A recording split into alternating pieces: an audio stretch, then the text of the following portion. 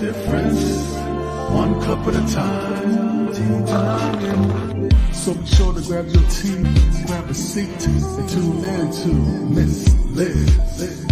Tea time, making a difference, one cup at a time. Tea time, yeah.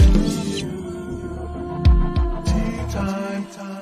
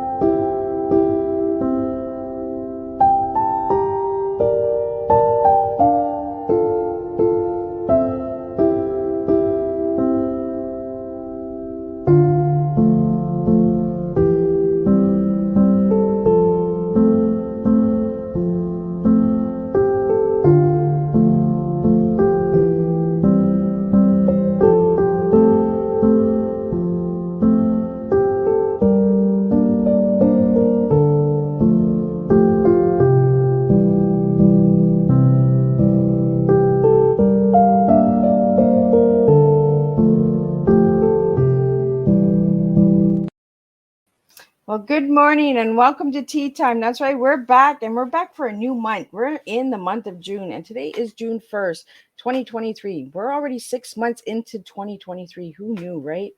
So this morning we do have a hard topic. So trigger warnings will be put on during the show. I will not be offended if you cannot tune in because it is going to be a hard topic. I myself am pulling myself together because as everyone knows, I lost my beautiful little girl Ashley in 1988. So we're going to be talking about miscarriages and premature and child loss. So we're going to be talking about a lot of hard, heavy topics. But we have the incredible Michelle Valiukenas joining us she is the founder of the Colette, Louise, Tisdahl Foundation. And we're going to talk about all the incredible work that this woman does through the loss of her beautiful daughter, Colette Louise. So we're going to do the disclaimer. We're going to get some bio on Michelle, and then we're going to get Michelle to come in here, and we're going to spill a strong TEA this morning with all of you guys. So grab your tea, grab your coffee. Make sure to grab your breakfast. We all need our breakfast. And enjoy the show.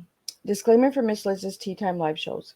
Miss Liz myself is going live using StreamYard. Before leaving a comment, please grant StreamYard permission to see your name at StreamYard.com. Please be advised that the content brought forward for any Tea Time show hosted by myself, Miss Liz, is always brought forward in good faith.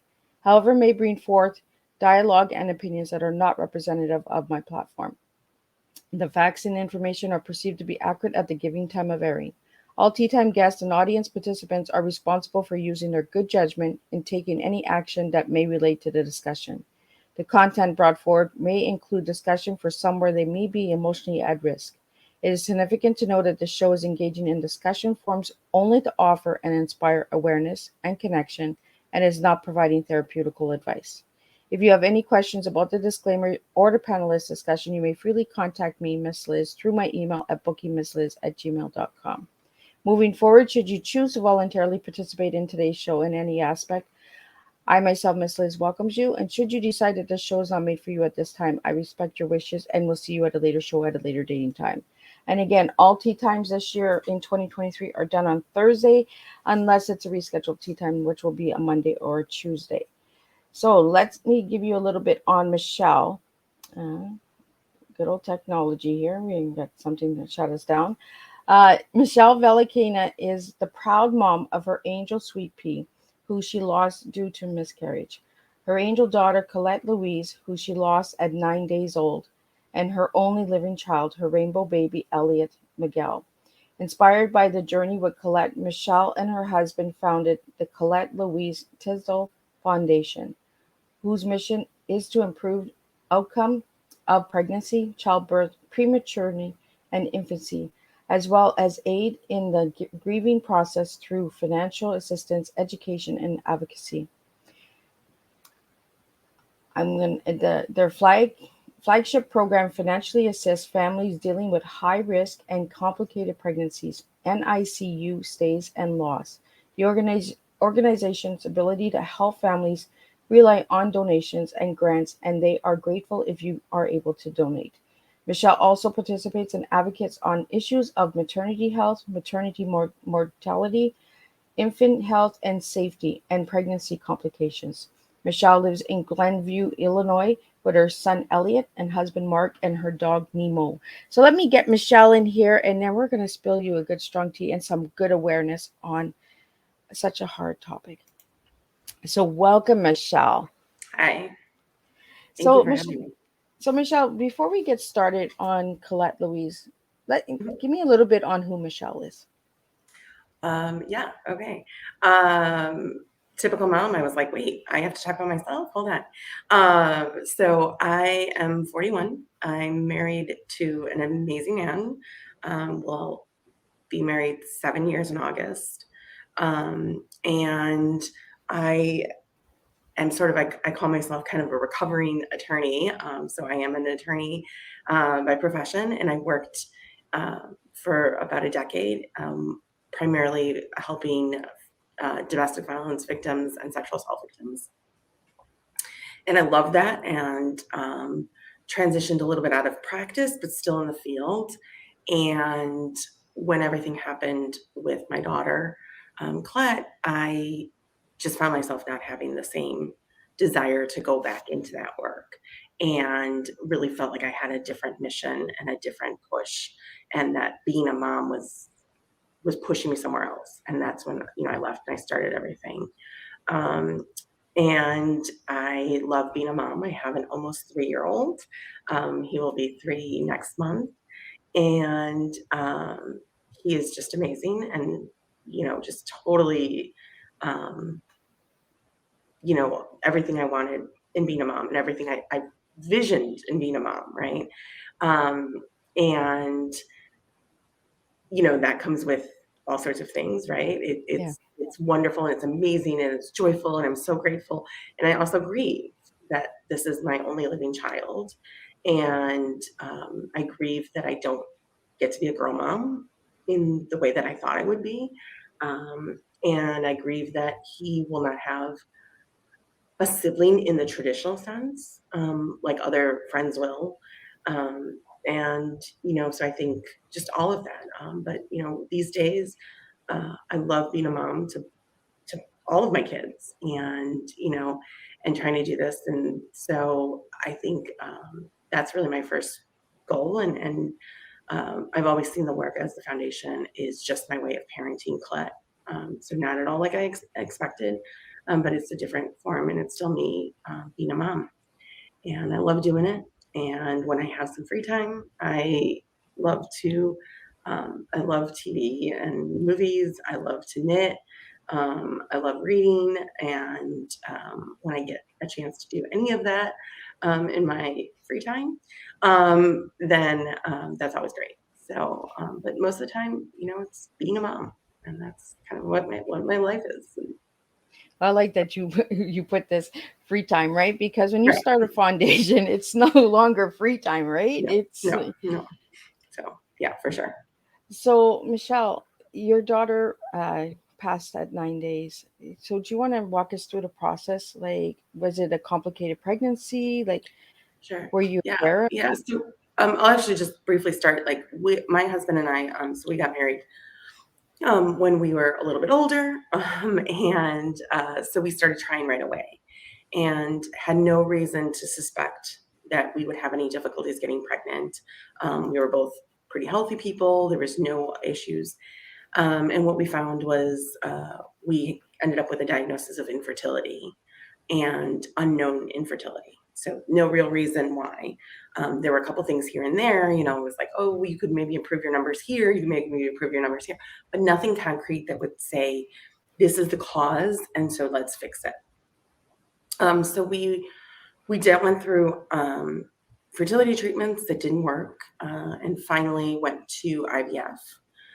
So we have only ever conceived through IVF, and I got pregnant my first round, and we were thrilled and shouted from the rooftop. And that was our sweet pea, who we lost at about 7.5 weeks of pregnancy. And that was in May of 2017. And, just really no real answer, no real known cause. The best thing they could tell us was that, if you genetically test embryos, hopefully this won't happen again.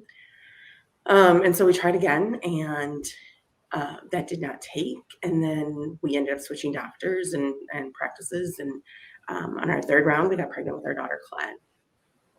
And it was a pretty normal pregnancy. I was considered high risk because of my age and having had a loss. But otherwise, it was a pretty normal pregnancy. I think morning sickness is like the worst named thing in the world. I don't think I've ever found anything that's more poorly named, because I was sick all the time, all day. But, other than that, I was pretty, doing pretty well. And when I was 21 weeks pregnant, I went to a standard OB appointment, and my blood pressure was 188 over 110. And just to give a perspective, like the ideal is 120 over 80. So I had, completely passed that up. And, they tried several times, they let me rest. They had taken it right when they had walked me through the doctor's office. They were like, maybe that's what it is. So, let's have a moment. And my OB told me to go over to labor and delivery. And when I went over, what we found is actually, so on the way, my husband and I were joking, saying, it's so crazy. This would be the kind of thing that would happen to us, that we're going to go and my blood pressure is going to be totally normal. It's just going to be some fluke, because we hadn't heard a heartbeat. We hadn't done anything. So we're going to go over there and they're going to laugh at us, right? Like, we're going to be the big joke of this hospital. That was not the case. And so my blood pressure had not lowered, and in fact had risen slightly. And so a lot of stuff happened very, very quickly, and, a lot of in and out of doctors. And they said, well, we're going to admit you. And nobody really said what that meant. And the only thing I remember the doctors talking about was a 24-hour urine test. And so in my book, I thought, oh, they're admitting me because they have to do this urine test for 24 hours. And so it's easier to have me just be here and do this. So I was staying one night, maybe 2 nights, and that was it. And so we had an evening appointment with our OB. And so we had gone from work to the appointment and to the hospital. And so it was probably midnight. And my husband finally said, our poor dog has not been out since early this morning. I'm going to go home and let him out, and I'll get you some things. And while he was gone, my OB's partner, who was on call, came in and said, has anyone explained to you what's going on? And I said, no. And she said, you have a diagnosis of severe preeclampsia, and you will be here until you deliver. And that was the evening of May 8th. I was not due until September 7th. I mean, just completely dropped this bomb on us and our lives. And so, she said, do you have any questions? And I remember saying to her, I have a million questions and I don't even know where to start. Yeah. And, I messaged my husband and I was like, yeah, so this is apparently really serious, and we should, do this. And his response back to me was, you're joking, right? And I said, I'm not that creative. There's no way I could come up with this story. And so, very quickly, from one day to the next, I had come from work. My desk was a mess. I had all this stuff, I fully intended to be back at work the next day with no problems. And then to find out that I wasn't going to be back at work the next day. And I didn't know if I was going back to work, when I was going back to work, what this was looking like, with no planning, no anything. And so, it was a lot of stuff that was kind of thrown at us at one time. And, I thought about everything, right? I mean, the super serious of am I going to survive this? Is my baby going to survive this? To the mundane of we don't have a car seat. Oh my God, we don't have a car seat. We don't have a crib, right? Which now seems so ridiculous to have thought of. And then everything in between. How am I going to work? How am I going to I managed a team. How was I going to do that? I worked for a nonprofit. We had grant reports due, and grant applications. How was I going to do that? Like all of those things floated through my mind. And so it's very scary, right? And medical stuff is always kind of scary, and doctors come in, and not every doctor has the greatest bedside manner. So they're telling you a lot of facts and numbers and survival rates. And, if you make it to week this and week that, and if you don't make it to week, then we won't intervene. And you're being thrown with a lot of things.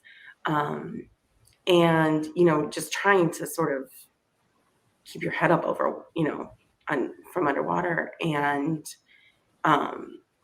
life goes on, right? Yeah. So like my job still was, needing me to tell them what was going on, and I still had to figure out how all this stuff that I wasn't going to be able to do in the way I thought was going to get done, and all of that. And really, it was in the hospital that the first thought of this organization, this nonprofit, came to me. And that was because a day or two later, when things had calmed down slightly, I really started thinking about one thing that I wasn't asking myself was about finances. I knew we would be okay, but we essentially lost my salary pretty quickly. I was fortunate I had a little bit of leave time, and I did use that. And then I was also fortunate that my job allowed me to be able to do some work from the hospital, and so I could stretch it out a little bit longer. But very quickly, we lost my salary, and that's not something that most people have prepared for. And, we were at week 21. We were not prepared for me to lose my salary. There was push to, do you want to go on a short-term disability? And I didn't, because I also was anticipating a child coming home and my recovery post-birth. So I didn't want to do that. And so there was a lot of things that are happening. Yeah. And I just kept thinking about how many families would really just be completely decimated by this sort of thing. And I recognized my privilege and my blessing that I wasn't. So ultimately, I was in the hospital a little over 3 weeks. So when I had first come in and done an ultrasound, I think the first full day I was in the hospital, they came and told us that Colette was measuring a little bit behind. So they said she's measuring about 2 weeks behind. The ultrasound is not a perfect system, so we usually are okay with up to a week behind, because we know it's not 100%, up to date. They're like, we're hoping with regulating your blood pressure and monitoring you that we will give her the chance to catch up in growth. And that was what it, was hopeful. And so our plan basically was, I was going to be there for as long as possible. I mean, we were hoping I was there until September, and that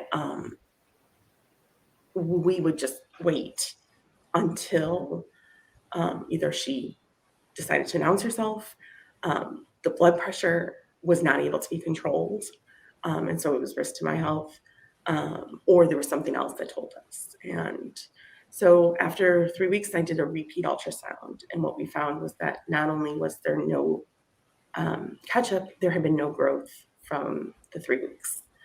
So she was now measuring, I was at 24 weeks and 5 days, and she was measuring at probably about 20 weeks. Wow. Really size-wise. So they came in, and the doctors all recommended delivery. And they, basically under the premise of, there's more interventions we can do on the outside than we can do right now. And so we went ahead. So emergency C-section. They got her out very, very quickly, which I was very grateful for. They had told us, repeatedly, over and over again, leading up to, going into the room, she's not going to cry. She's too young. You guys need to be prepared for that. You're not going to hear her, and that doesn't mean anything. And they also cautioned us that if they could not intubate with the smallest tube they had available, there wasn't an intervention they could do. So that was a concern because of her small size. And, that's really scary, right? And not at all the way I pictured childbirth was going to be, right? Yeah. You think of what you've seen on TV in the movies, and, um, you know, baby comes out and baby is crying and all of that. And it was just, so it was very surreal to go through it. And we did not find out if Colette was, we did not find out the sex of the baby until she was born, although I knew from like day one that I was having a girl. And they came out and they said, it's a girl. And they took her off. And all of a sudden, the room got quieted down while they're trying to sew me back up. And I heard this like tiny but like powerful squeak. And I remember I said, is that her? And they said, yeah. And then they said, she shouldn't be able to make that sound. And I was like, well, of course, it's my badass daughter who's going to, Right. high all of your expectations, right? Like, okay, no problem.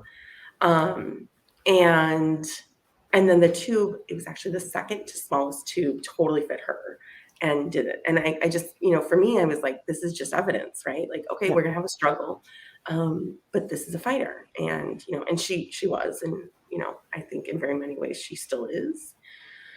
And went straight to the NICU. I had a very difficult rest of the surgery. They couldn't get my intestines back in. My epidural wore off. I actually started to feel them on my stomach. And so they put me under. And we had been cautioned that they were going to do everything they could to try to prevent putting me under because of the preeclampsia. There was a lot of risk to me if they did have to put me under. So they were definitely trying to delay it, and you could tell just by the activity in the room. Prior to that happening, my husband, we had waited a little bit, and then my husband had decided to go try to see her and had asked me, is that okay? And I had said yes. And so he told me he loved me and gave me a kiss. And when they said, we're going to put you under, my thoughts were, I'm not going to wake up from this. And I was prepared to, that was in my book what I had to do. And so I was shocked when I woke up in recovery. Like I was sort of like, wait, hold on, and kind of that, like, you hear in movies like the pinching yourself, like this is real, right? This is happening. Yeah. And they took me back up to my room. My husband, who's usually very laid back, really put his foot down and said, you have to take her to see Colette. She cannot go to her room without seeing Colette. And so they wheeled me in the hospital bed, and I got to see Colette. And so anyone who has ever had a preemie or a baby who needed to go to NICU, there is nothing that prepares you for it. So my younger sister, who's 4 years younger than me, was preemie. So some of my earliest memories revolve around things related to the NICU. So I felt like I would be prepared. And when it's your own kid, nothing prepares you, right? Like it's just nothing. So Colette was a little over a pound. She was in an isolette. We were told it would be a while before we would be able to hold her. And, she looks tiny and she's hooked up to all these wires, and because she was born so early, her eyes had not opened yet. And so, it's just none of it is what you expected. And we just sort of, became our lives. It's like, revolving around going to the NICU every day. And so we settled into a pattern once I was released, that my husband went back to work and I was still home on leave. And so he would get up and he would leave for work early. And he would either stop in at the hospital on the way in, or he would call the nurses and ask how she had done. And then he would send me a text message and tell me. And usually just because I was moving slower, I was usually in the process of getting ready. When I didn't have to go, I had to go a lot of OB checks to make sure my blood pressure did not rise. And because postpartum preeclampsia is really serious too, and that's definitely never talked about. And so if I didn't have to go to the doctors, if I didn't have that, like I was just usually moving slowly, and then I would go to the hospital and I would be there most of the day until my husband came in from work, and then we would spend some time with her, and then usually we would leave and grab dinner and then head home. And that was our routine. And so that's what we did. And the morning of May 31st, my husband went to work, and then he called on his way in. And then he messaged me and he said, when I called to talk to the nurses, the nurse said, hold on, and went to find the doctor. And I knew that that was not good, right? That's, like, okay. So I got, ready really quickly, and I headed over to the hospital. And the rotations had changed. And so this doctor was apparently there the night Colette was born, but had not been there since. So I had never met him. He had met my husband, but not me. And so he came and he said, are you Colette's mom? And I said, yes. And he said, okay. He's like, well, let's talk about some things. And I said, okay. And I said, okay, what's up? What's going on? And he said, let's go find just a room. And that was, just very aware of that, like that this is serious. And so he told me, and so we had known that this was a risk. The ventilator that they tend to put micropremies on is very powerful. It saves lives. It's an incredible invention, but it's really only meant for about 24 to 48 hours of usage to really just strengthen that, and then to go to another ventilator. Prolonged time on that ventilator can start to essentially shred the lungs. And they had tried countless times to get Colette onto the other ventilator, and her numbers would plummet. And so they would put her onto the original. And essentially what he explained to me was what we knew was a possibility always, although I don't think we fully understood it, was that this had finally wreaked havoc on her lungs. And we had to, we had to deal with that. And so, he said, we're going to do everything we can, and we're going to keep doing everything. It's not a crisis yet, but I think you should probably call your husband. And I said, okay. And the words death or dying or anything were never used. And so I think on some level, I was just in denial. And so I just kept thinking like, oh, this is just going to be one of those stories we tell, right? Of like, when the doctors thought, you were down for the count, like all of a sudden you pulled through, and haha, and I'm imagining in my head telling the story at, her wedding and all of that. And he told me, you can stay in this room for as long as you want. And he said, okay. And then, he turned to leave, and he got to the door, and then he turned back and he said to me, do you believe in baptism? And I said, I do. And he said, then I think it's time. And for me, that was like a click. Like that was, and I wish that it had been told in a different way. And so I dialed my husband. As soon as he answered the phone, I started crying. But I still lived in denial. Like I still was in this denial. And it's like, this is just going to be one of those things, right? They're going to tell us all this down. This is what, and we're just it's going to go through. And so we spent a lot of time there. And in the meantime, my sister and my sister-in-law and my mother-in-law had come to the hospital already. And I stepped out at one point because my mother-in-law was there. There's only two people at a time who could be at the isolate. And I decided to give her some time with her granddaughter and my husband and her son. And I was in the family room with my sister and my sister-in-law. And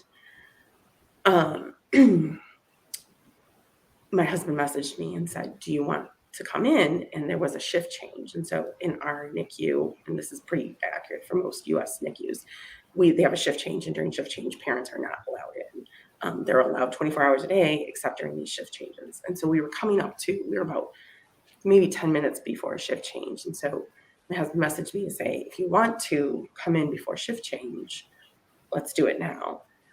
And I was like, no, it's okay. I was like, listen, let's take a break from this. I think we could all use it, and we'll regroup, and then we'll come back after shift change. And he said, okay. And then I was still in there, and then all of a sudden a nurse came in and said, Mom, we need you in there. And they had cleared out everything, and they were letting us stay during shift change. And that was another one of those, like, oh, they're bending the rules. Like, this is what's happening. Still in denial. Still thinking, this is just going to make for a really good story one day when she's much older. And so, just spent a lot of time sitting right by her isolette, talking to her, really just trying to imagine and trying to, hoping, praying, whatever we could do and could think of. And then I could feel the doctor at one point started to turn to us and started to say something. And I don't know what he started to say, but I kind of knew in that moment that he was going to start to ask us to make some decisions. And I said in my head, I felt like I screamed it in my head. I do not know to this date if I actually screamed it out loud. But I said, Colette, please don't make me make this decision. And almost instantaneously, her numbers started to drop on their own. And so the doctor said, she's going. And I said, no, she's not. Oh my God, I tell this and I usually get through it without crying. And so the doctor said, what we can do is we can keep her alive. We can make sure she gets baptized. And we can bring her to a room and you guys can hold her. And hold her until she passes. And so that's what we did. And so, and they had broken every rule. I remember at one point while we were waiting for them to come to baptize her, I felt something on my shoulder. My husband was sitting next to me and holding my hand, and I felt something on my shoulder, and I realized my sister was behind me. And I thought, oh my God, they're breaking this rule, and they're allowing a third person in. And there was none of that, right? And, just all of that. And so they moved us to a family room, and by that point, my parents were there. My mother-in-law was there. My father-in-law passed many years ago. And our sisters and their husbands. And we got to hold her for the first time. And so Mark, my husband, and I held her and talked to her. And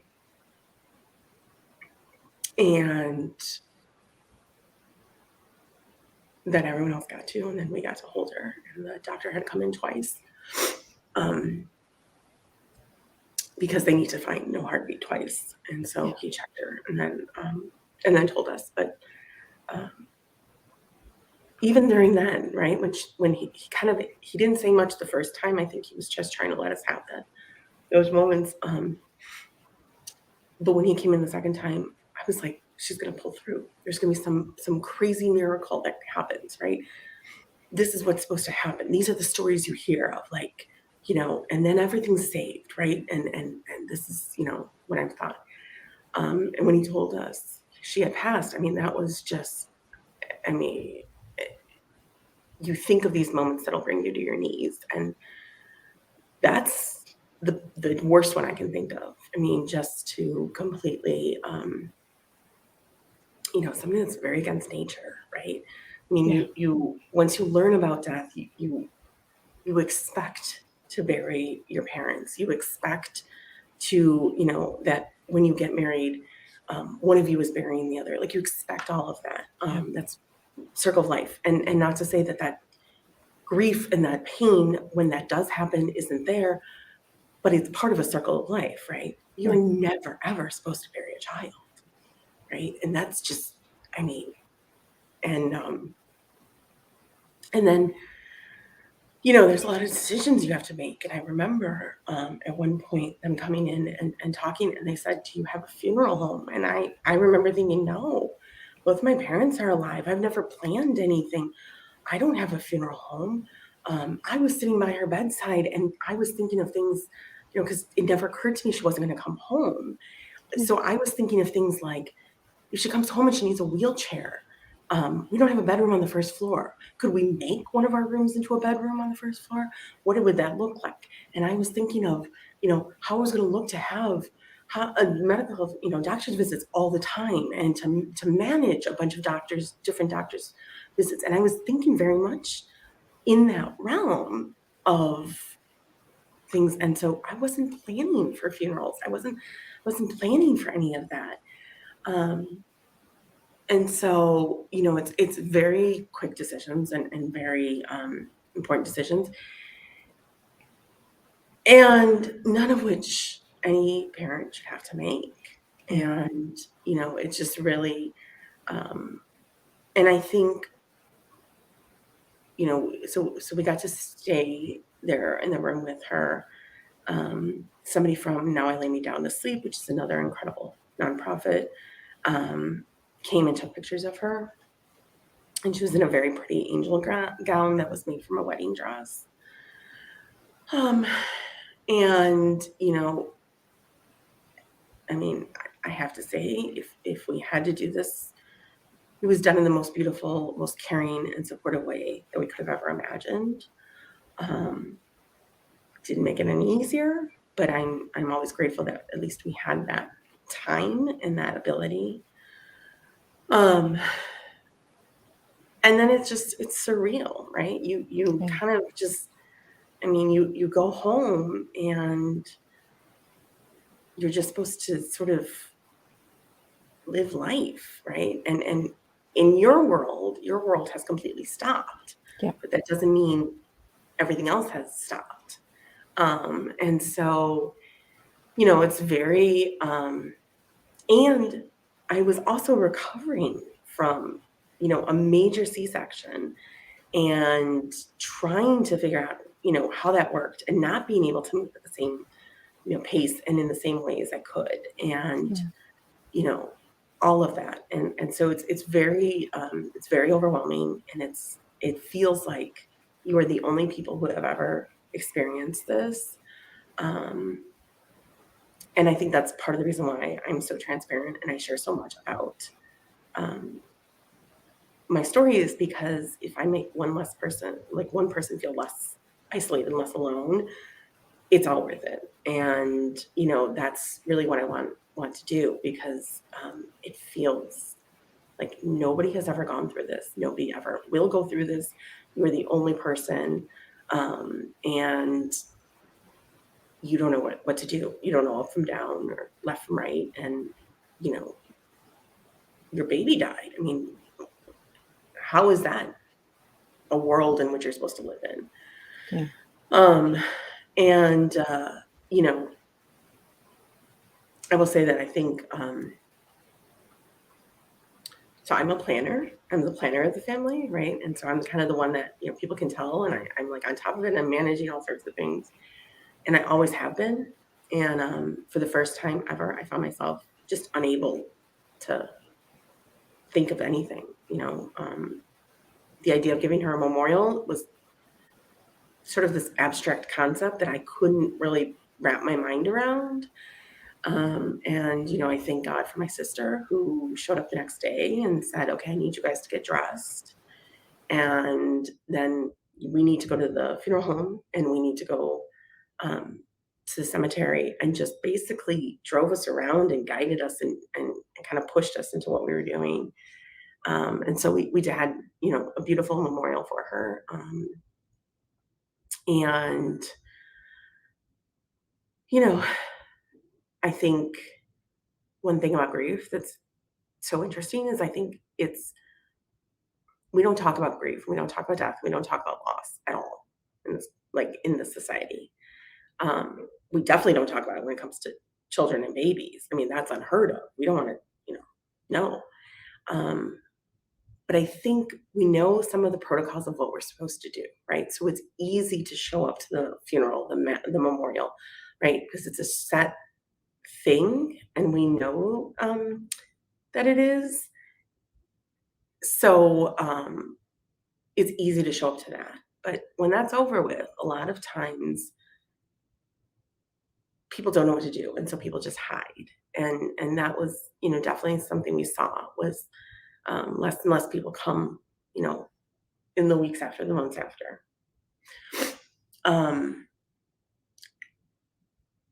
And I was really, struggling, right? I was a mom by every definition. I had given birth, but I didn't have a baby. And that maternal energy, those hormones, whatever you want to call it, didn't just go away. And I think that was really something. And so I really started thinking about this financial piece and how we could help, and really wasn't finding places that did it or did it in the way I thought would make the most sense. And so I started reaching out, and, I met with the social workers at the hospital I had delivered at. And, just was like, hey, do you think that this is a good idea if I start something? And, didn't really know what I would get in terms of reactions. And really,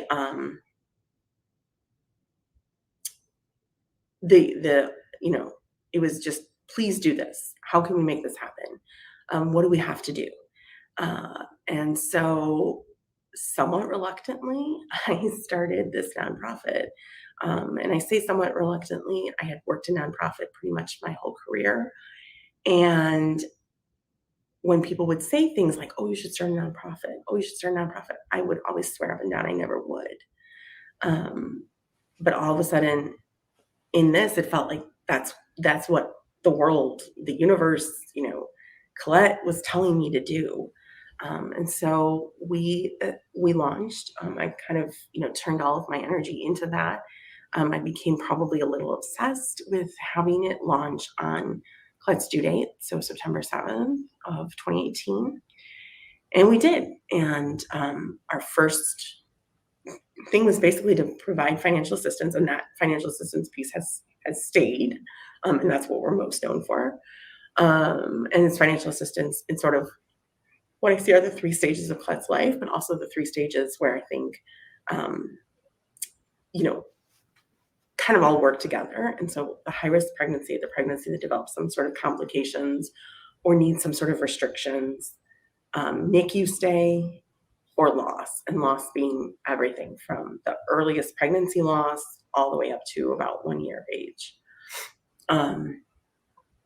And, we started doing it, and, it was tough to just get the word out and to get people to really believe that we weren't scamming people or, There's that we a were lot of that though, right, Michelle? Like where all these foundations are started, a lot of people right away, they assume that it's, there's a scam. There's, Right. we're not going to donate. We're not going to support. We're not going to help because it's just another one that's being built. Right. So it does take time. And I think by sharing your personal story, it also makes a difference, right? Mm-hmm. Yeah. So. Yeah. And so we did a lot, but, one of the things I was doing was I just had created social media accounts, and I started just, sharing our story, sharing articles and information and facts that I had never known. And all of that was happening. And what I was finding was that not even the people I thought I was going to reach, but, friends were saying, oh my God, I had a friend who had a miscarriage. And then I read about some of the things you said. And so I talked to her totally differently than I would have before. Yeah. People, just saying like, I didn't realize how often this was happening, and, all of that stuff. And so there was this like aha moment of, we need to be educating people about these things too, right? Like, yes, the financial assistance piece is always going to be there, and that's always important. But part of, this is that we need to know that this is a problem and that this exists, right? And so when I was coming into it, sharing the story and thinking I was just trying to make other lost parents feel less alone, it was like, I also need to make all the people around them aware that this happens and that we need to do something about that. And so, really just think about it. And so we added in an education piece. And then I always say at my core, I am a storyteller and an activist. And so we also added advocacy. And I think that that's really important. I think we definitely need very big institutional changes in a lot of different ways. And I think, that's everything from having paid leave to better research so that we're not having all of these, babies going into NICU or, pregnant people ending up on bed rest or, babies dying or any of that. We're not having all of that. And so that was kind of what became our organization. I can say we are going to officially celebrate 5 years in September. We've helped over 1,800 families across the U.S. And given away more than $1 million in grants. Yeah, And you guys have done some amazing work. I got some numbers here for the listeners out there.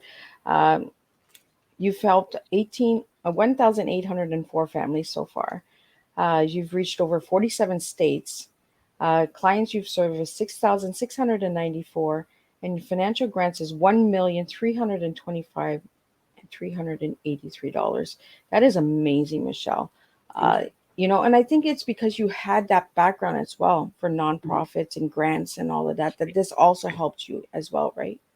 For sure. Yeah. No, definitely like my background helped. And really, I think, working with hospitals and really establishing partnerships, I think that's really important. Any of these issues are not going to be solved by just one person or one organization. They're just not. We have really big issues in the U.S. When it comes to perinatal health, maternal mortality, infant health, infant mortality, loss, all of those things. But those are all big, huge problems, right? And it's going to take a lot of different people and a lot of different entities working together to solve those things. And, we are doing in the financial assistance realm, I know we are helping individual families, but we see it. There's so much need out there. There's so many families that are just, very much like we were, right? You're going along, you think things are good, you're planning a baby, at a certain date, and all of a sudden everything changes. Usually without any warning, maybe a slight warning, maybe. Yeah. And, you're supposed to sort of like just go with it.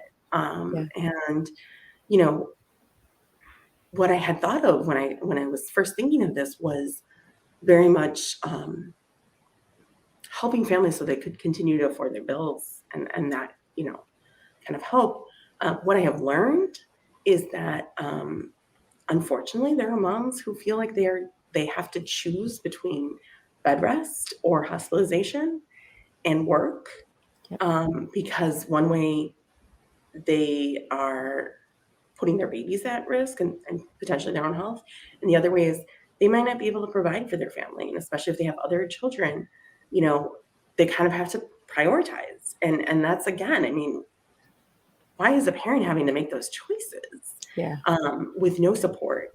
And so we're, finding that and finding just, I think not only is it the loss of income that happens with any of these kinds of things, which is bound to happen, right? We lost my salary, but my husband lost some, luckily had a very supportive work environment. And so took some days and actually, my parents were in town and near us. And so one of the things we did while I was in the hospital was during the week, I would usually be by myself. My mother-in-law, who was retired at the time, would come, a couple times during the week, and other people would. And then on the weekends, a lot of times my husband was going into work and working, kind of getting that really good work in when he's not interrupted, because my parents could be with me. And that's how we were making it work. But that's not always possible. And there's so many things. And then your expenses go up, right? Yeah. And so, when we were in the hospital, we weren't cooking at home. And so that's an expense that goes up. Mileage, right? I think right now for a NICU, our average client is traveling 50 plus miles one way Wow. to visit their kids in NICU. And some people are traveling 200, 250 miles.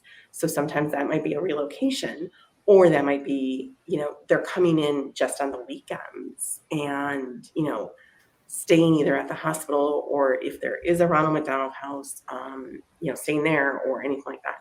And that's, an added expense. So not only are you losing that income, but then you're adding on expenses that were unforeseen, right? Nobody, expected to do it. And nobody expected to pay that, at the time, right?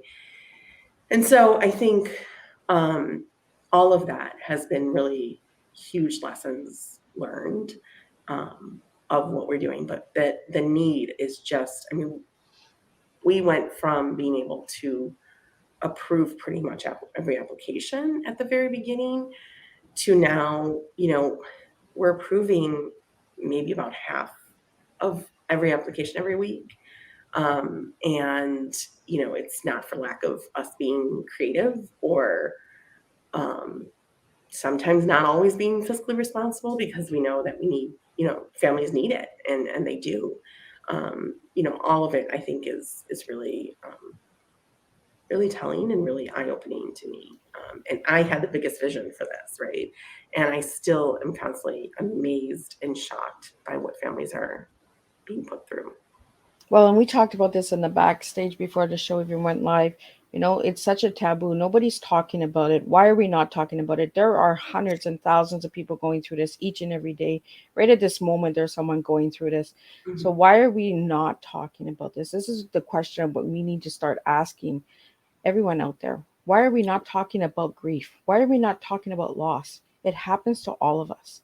Right. It's like you said, Michelle, if you haven't gone through it, somebody has gone through it, you Right. know, and let's give people the option to share their stories and tell their stories so that we can understand. Just sharing a story actually educates us. It actually brings us the awareness that it could happen to us at any Mhm. time. You Right. know, we had a show last month where the terror strikes at any time. You know, we're all affected in some way. Mhm. Through your loss, your parents have gone through a loss as well as Right. grandparents. We don't speak of those loss. And this is why we're here on Tea Time, is to bring the awareness, to educate, to advocate, and say, you know what, let's start talking. Let's start Right. being comfortable with the hard topics. You know, let's Right. hear the stories. So, Michelle, I really want to thank you, for sharing your story about Colette and the amazing foundation and the amazing work that you guys have done together, you and your Thank you. husband. Thank you. Yeah. Because And we what do else? need to talk about it. Right? I think there's a couple things. First of all, every parent should be able to talk about every single one of their children, Yep. and should probably drive a few people insane over how much we talk about our children, right? Yep. Living or not living. Um, A. B, it's happening. It's happening all over the place. I was amazed when we lost Colette, how many, we were getting tons of cards, or I was getting emails and things like that. And how many people were disclosing losses I had never known about. I lost a baby at 28 weeks. I lost a baby at 20 weeks. I lost a baby at full term. I lost all of this stuff. And you go, well, why weren't you talking about this? Why didn't you make me aware Yeah. of this? So at least I wouldn't have felt alone in those immediate moments. I would have been like, oh, it happened to other people. And I think that that's really powerful, and it's really true. And it doesn't, it crosses all classes and everything else. And, it can happen to anybody. And I think that Yeah. that's really the, the powerful thing. And we need to get comfortable with it. And, I know sometimes I will say, I know it makes people uncomfortable that I talk about it, but it makes me uncomfortable that I live in a world that my daughter isn't in, right? Right. That's uncomfortable, and I have to live in that. So, if you hear my story for 5 minutes or 10 minutes, or if you stuck with me for an hour here, you were uncomfortable for that period of time. And I'm uncomfortable every day every moment of every day of my life. And like, that's the difference. And I think that that's really where we have to, recognize that and really sit in that feeling. Yeah. Well, and nothing really grows, right, with comfort. If we Right. just stay in a comfortable world, nothing changes, nothing Right. grows, nothing, the awareness just stays in 1960. We're in 2023 and we're still not talking about child loss. We're still not Right. talking about these harder topics, and we all, mothers go out and get pregnant, and couples have babies and they just expect this baby's coming home. They don't Mhm. expect all of the things that could happen, and I really want to get this tea time out there. So for anyone that's listening now or will watch the replay, just share this tea time. If you know somebody that has lost a child or who's going through this experience right now, I myself lost my daughter 35 years ago, and even to this day, like Michelle, like you said, we live with it every day. So if you have to hear our story for 5-10 minutes or even an hour, you know what, we live with it 365 days every year. Special days and are harder on us, so let's have some empathy for people who are going through this. I do want to get your tea before we wrap up, and we might run a little over the hour, and I really believe that we will, because there's still a lot of things I want to ask you, Michelle. um, but I want to ask you, what is your tea today? What tea would you serve to the listening audience today on your story? I think I would say truth, education, and advocacy. You want to share a little bit on those words? Yeah, truth. Listen, I am fully. I mean, my other word that I was kind of thinking about when you said tea was transparency, but I think they're kind of one and the same in a lot of ways. Yeah. I tell you my story, right? I will tell you all of it. You know, there are times when I've gotten more graphic into what it's like to go through infertility or what it's like to go through, this and that. Depending on audience and the topic and everything. This I lay it all out for you, right? Like this is my truth. This is my Yeah. story. If you're willing to give me a chance to listen, I want to share that because there was so much, and I felt like I was an educated feminist.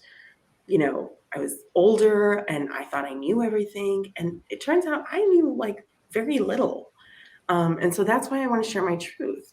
I always joke that when they told me preeclampsia, the only thing I knew about preeclampsia was an old episode of ER when Dr. Green treats a woman in the ER with preeclampsia and she dies. That was the only thing I knew about preeclampsia. Wow. At 21 weeks pregnant, at age 36, right? I should have known more than that. And so I think just really speaking the truth. I think taking some of the, when we talk about, bringing up these topics that are difficult for us, I think we also need to really be honest and to start taking away that like belief of the Cinderella story of like, you find your love and you get pregnant really easily and then you just have a baby. And really be honest about all of that, right? Like, not everybody gets pregnant really easily. Not everyone has a great pregnancy. There are people who, myself included, pregnancy sucked for me in a lot of ways, right? Birth sucks, and that's tough. And then there's all the problems that it can, and that's in a somewhat normal, way. But there's all these other things that can happen, and those are tough, right? And so I think, just being really true and really honest about that is really important. I guess with that is educating, and I guess that's kind of like they're a little bit hand in hand. Yeah. It's just being real about these things. One of the things that really was hard for me was when we were in NICU, I just really wish we had known that there was a possibility she could die. In my book, once we made it past like 24, 48 hours, it never occurred to me that she could die. And yes, there was things like, obviously, if she had had a surgery, there's additional risks anytime any of us go under a knife. And so, yes, I understand that. But that's just that she could be in the isolette and then die never occurred to me.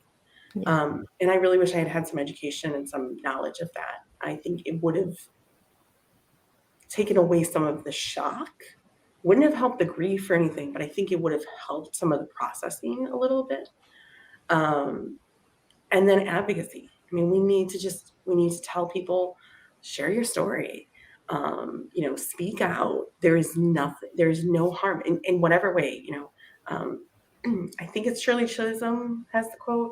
And if I misattributed it, I apologize. But it's like, speak even if your voice shakes, right? And that's the thing. Like, I have told this story, countless times. And, today I cried. And I think that's largely because yesterday was Colette's angelversary. And I think there's still a lot of emotion. But when I first told it, I couldn't get through the whole story without breaking down and crying. And I continued telling it, right? And then it became easier and it became easier. And then I have some days like today that it was harder. And I think, kind of doing all of that, is really important. Asking for change and questioning, and my big thing is, questioning status quo. Like, why do we do it this way? Why do we do it that way? What more could we be doing? All of those kinds of things I think we all need to be doing. And so that's kind of where I would say was my tea. And then it's really strong tea, and we really need to get the truth out there, and the truth is, and I really appreciate the transparency, because this is what we need. We need real truth, transparent, when we're telling our stories, and we're going to, and maybe because we both have experienced loss, maybe there's that connection as well. For me, this tea time was hard for me, and it was also rewarding and really enlightening, because I feel that all the babies that have passed early have all joined together, and I have this vision that they're all like, hey, go mama, you got this, So for me, I look at my angel daughter Ashley as my go-to for strength, so Michelle, do you do that with Colette? I do. Yeah. I think, here's the thing, right? Again, going back to, I'm a mom. I'm a girl mom, right? And so, yes, Colette's never going to have children, and is never going to go down that world. And I understand that, but I still fight for her. And I fight for my son, who I hope one day has children. And, whatever, and hopefully it's seamless and wonderful and a fairy tale, because I hope everything is for him, right? Yeah. And I know it won't be, but I want to improve those things. And that's really what pushes me to do this, is my kids. And, I think all of us talk about that, right? We want to create a better world for our children.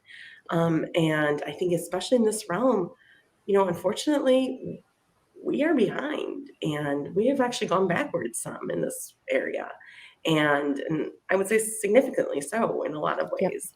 Yep. And I think we need to keep pushing, and it's exhausting. Don't get me wrong. Like, I mean, when I said in the beginning about having free time and that being, I'm constantly thinking of this. I'm constantly thinking of things, right? And whether that is, more management of the foundation, whether that is trying to fundraise, also like those big things, like, how do we take this on, this huge issue, right? Because that's the bread and butter of it, right?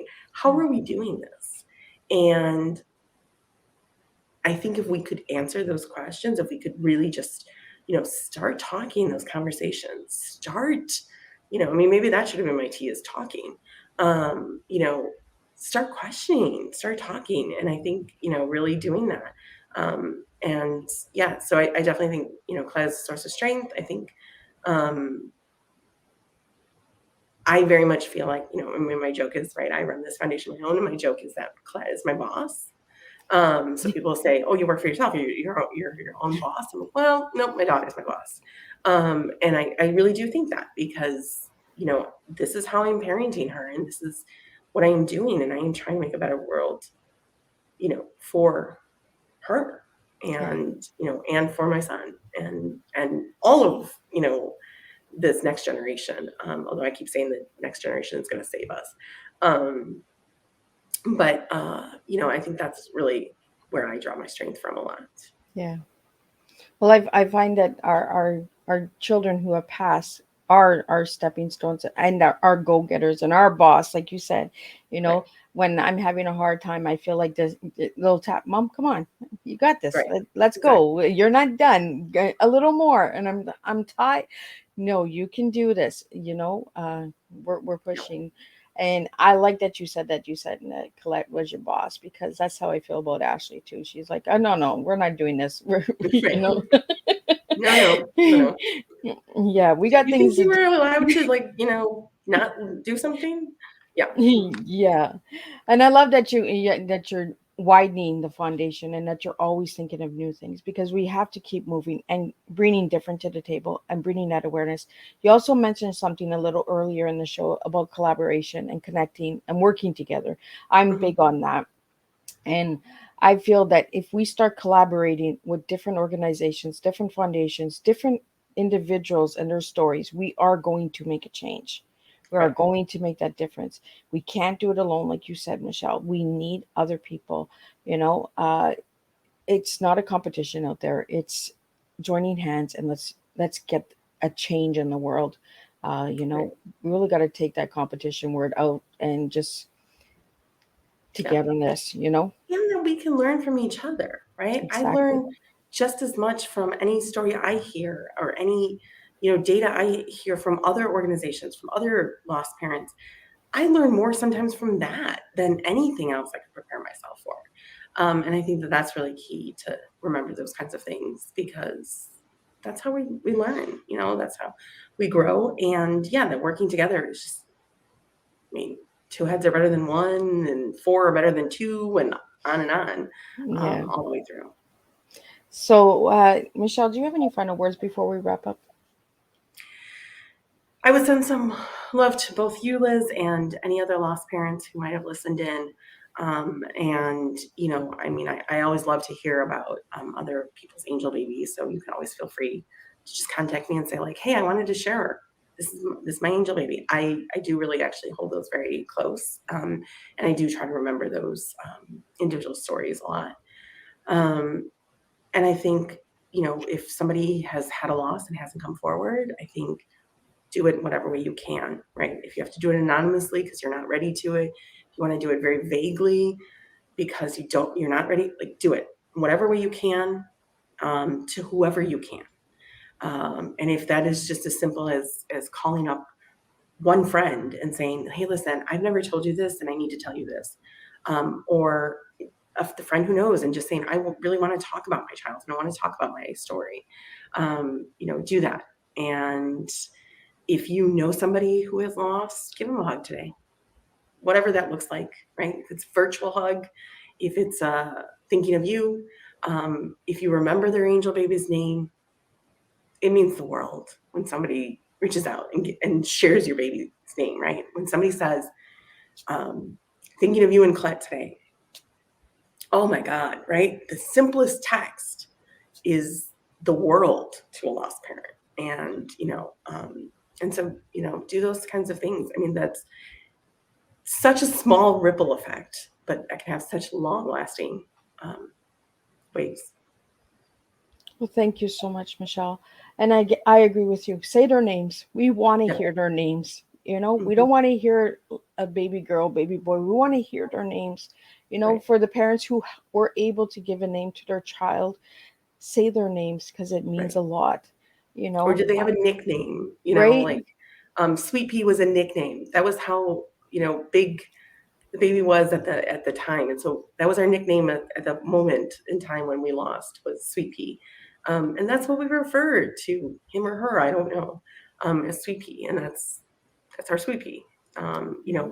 If people say that, I love it. It's that kind of thing. So whatever it is that they do, if they have anything like that, just use it. It's the little things that make a difference. It really Yeah. does make the impact. I want to get into really quickly before we wrap up, Michelle. Where can people find you if they need to reach you? Yeah, so our website is ColetteLouise.com. I see that it's on the screen, but Colette is two T's. And they can reach us there. Contact form. I let's reach them. I'm Michelle with 2 L's at ColetteLouise.com. Feel free to send me an email. And, we're on all the social media platforms, and we would love to connect there, whatever way, works for us. But we have a lot to say, a lot to honor, but we also have a ton to learn. I mean, there's so much we don't know. And so we want to hear from you, and we want to get that feedback. And if you can, or somebody who can, or a company that can, really honestly, our capacity to give is based on the funds we have. And so anything that you can give, I can tell you 100% of every donation goes to families in crisis. We don't use it. We have a donor that specifically pays for any of our overhead.